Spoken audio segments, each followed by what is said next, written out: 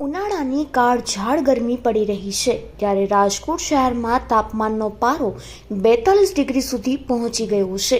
Rajkot civil હોસ્પિટલમાં heat stroke સહિતના દર્દીઓ માટે PMSSY બિલ્ડિંગમાં 20 બેડનો એક ખાસ વોર્ડ ઊભો કરવામાં આવ્યો છે, જેમાં દવાઓ, ઇન્જેક્શન અને ORSનો પૂરતો જથ્થો તૈયાર રાખવામાં આવ્યો છે।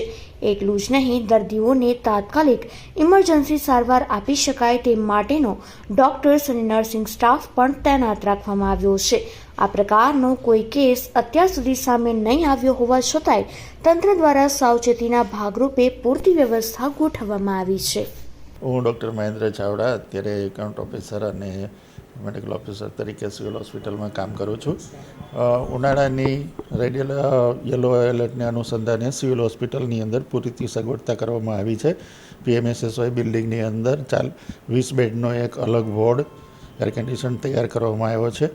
કોઈપણ પેશન્ટને જ્યારે લૂ લાગે કે એવી કંઈ તકલીફ સાથે આવે તો ઇમરજન્સીમાંથી તાત્કાલિક સારવાર આપી અને 20 બેડની અંદર અમે ત્યાં સ્ટાફ અને બધી વ્યવસ્થા કરી છે કે જેથી તાત્કાલિક સારવાર મળી જાય।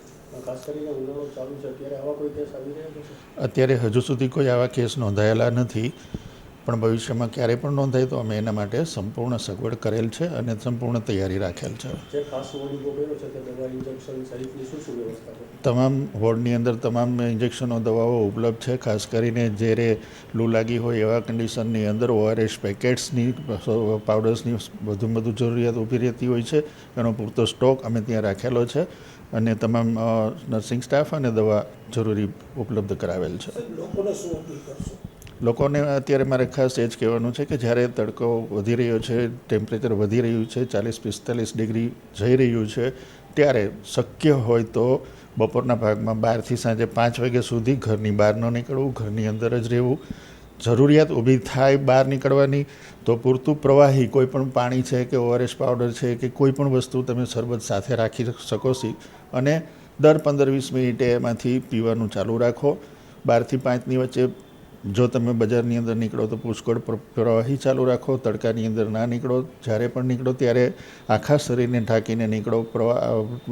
માથા ઉપર તમે કેપ પહેરી શકો, હાથની અંદર જે ગ્લોવ્સ કે મોજાઝ આવે છે સ્પેશિયલી ઉનાળા માટે આખા હાથની અંદર, અને પૂરા શરીર ઢંકાઈ જાય એવા કપડાં પહેરીને બહાર નીકળો કે જેથી ડાયરેક્ટ તડકો તમારા શરીરને ન લાગે અને ડિહાઇડ્રેશન ઊભું ના થાય।